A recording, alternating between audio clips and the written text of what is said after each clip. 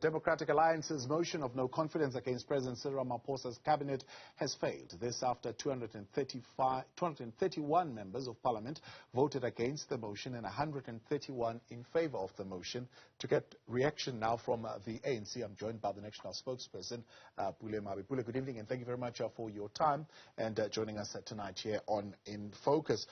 Kelly, you welcome, of course, the defeat of the DA motion tabled in Parliament. You believe that the cabinet has performed exceptionally, that they deserve to be commended for their performance. When you look at the numbers that came out yesterday, for example, on unemployment, that paints a picture of an economy that's not performing well at all under this administration. Well, we do welcome the fatal defeat of the DA and their frivolous motion today in Parliament. Well, the figures that came out on unemployment in this country are not necessarily different to all other countries. Under conditions of COVID-19, all of the countries had suffered significantly at the economic front because new jobs were not being created because of COVID. But the African National Congress government didn't just sit, including its cabinet appointed by our president in his capacity as president of the republic. They didn't just sit. They've done quite a number of things to be able to turn things around. We have, since through government, introduced the economic reconstruction and recovery plan to make sure that we push back those frontiers of poverty. We create much needed jobs so that we can stimulate the economy. We have a targeted approach on which industries will play a significant role in allowing us to have an economy that works. So we do have confidence in our cabinet members to be able to steer the ship. We knew, Thabo, that this motion is not going to succeed. We have spoken to journalists, even today, on the sidelines of the NUM conference. We did say once more that we know that this motion is going to fall flat. Those that think that they can win on our Zoom power through some back door need to understand that frivolous motion of no confidence are theatrics. They will never assist you to be able to win our Zoom power. If you believe that you have got a program that can work for the betterment of the lives and living conditions of our people, go to the polls.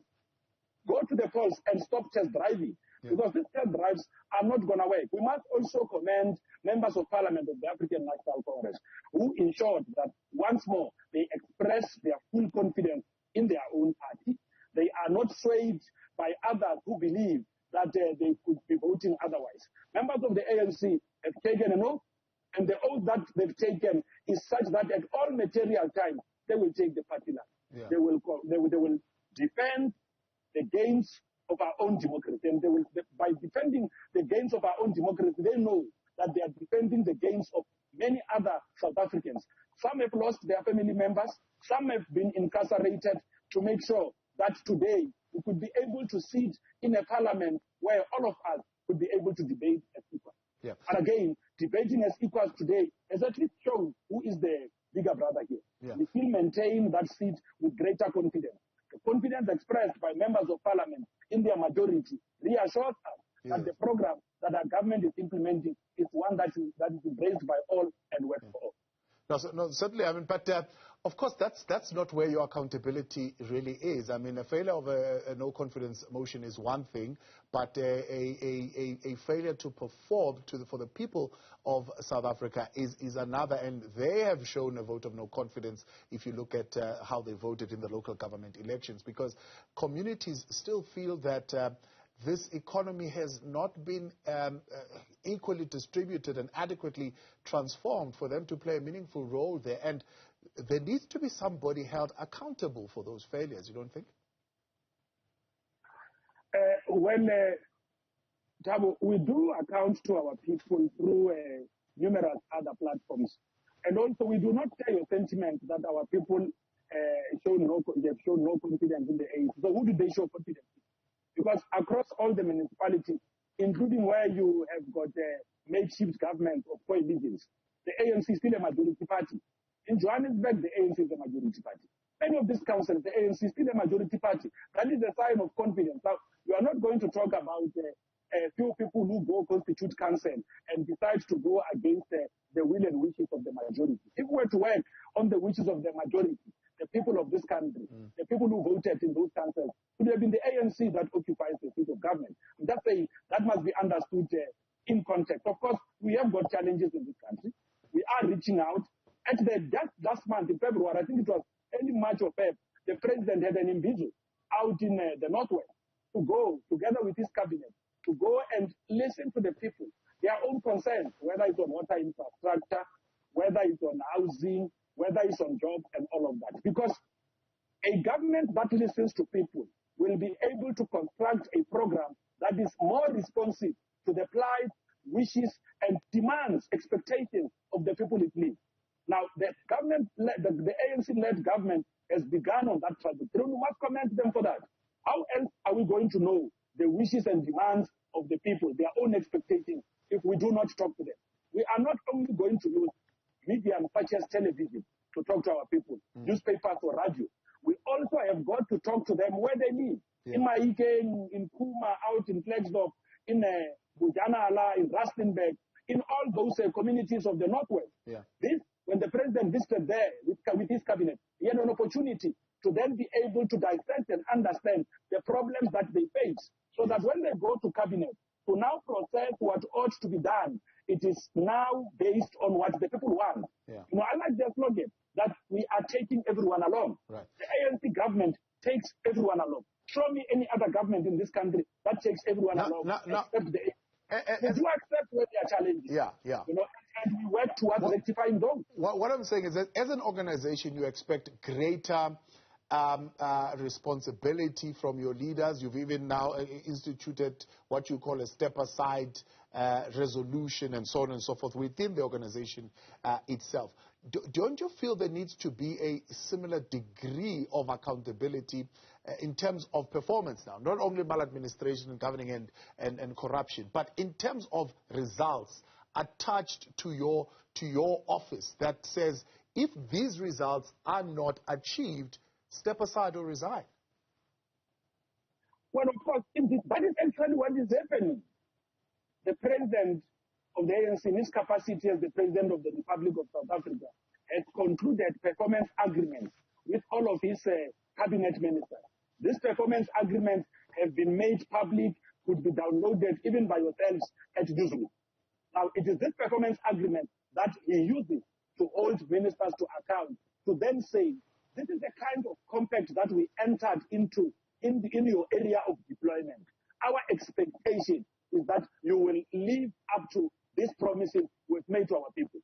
We've got performance agreements that are made public. Yeah. Now you see how easy it is to even answer the question. But Pule, what you're saying also in your statement is that this performance agreement, for example, will include areas of irregular expenditure. I mean, irregular expenditure is reported on almost daily here in this country by the Auditor General and other parts of institutions like the SIU and so on and so forth. But we have yet to see a minister losing their post because of irregular expenditure. Well, Timothy, maybe just for assist here, you have seen officials have been in and out of the court in certain areas, convictions have been carried out. A minister is not an accounting officer. A minister is the political authority of the department. Budgets, spending, those areas are left to administrators. It is expected of them that in expending on their own resources, they will follow the prescripts of the Public Finance Management Act, where they are operating at the provincial or national government level, where they're at the municipal level, they will follow the prescripts of the MFMA. Should they be found through acts of the Auditor General to have acted otherwise, actions will be taken. Now, in this instance, if you are found not to have followed those processes, criminal acts could also be undertaken against your own conduct. That is how much stringent the laws of the Republic are. And we are doing this because we want to create an accountability framework, assure our people that the public purse will always be invested to stay service their own desires, respond to the promises that we have made. But we'll be able to fulfill these promises by spending our budget wisely in a responsible manner, but also in a way that we are also able to account. So expectation is that our public representatives, those that are in parliament, those that play oversight, the different committees in parliament, would be able to make sure that they hold various institutions of government, various institutions of state to be able to account, to reassure the people of South Africa that the taxes, the hard-earned taxes that they have to pay to the South African receiver of revenue to then perform in terms of giving money to FESCAS, allowing through FESCAS, allowing money to go back to building roads, schools, and many other amenities that are necessary to allow us to facilitate our ordinary public life. Those things are achieved and fulfilled without monies going into wrong hands. And we're happy that under the ANC-led government, we have been able to create such a framework where there is wrongdoing committed by individuals, institutions of state. Already there is a framework that allows for actions to be taken. Where you need to then bring in the NPA, you also take such action. Already there are people who are in court on actions that are really governed and regulated by the PFMA. This shows you that this ANC-led government is quite serious about creating an accountability framework, an accountability stage where we say, okay, we have ultimately created an ethical developmental state. Why do you want to call the state ethical? We are calling the state ethical because how it governs, it does it in a responsible manner. How it distributes resources, it also distributes them in an equitable manner, so that no one is left behind, regardless of the color of their skin and their political orientation. When our government distributes opportunities to people, they don't start by saying, yeah, we're not going to be able to pay with you. No, okay. When our government hands out houses to people in Alexander, everywhere else in this country, they do so to everyone who qualifies. When we pay out grants, we could be coming out now, if we had such a dictatorial government that is irresponsible, come back and say, we are now cutting out that 350 social relief, forgetting that we're giving our people a form of social protection by paying them that. We didn't say to them when we campaigned that vote for us because we are paying you 350. We are also not saying, now that you did not vote for us, Yeah. no, we don't work like that. Let's give it a Pule.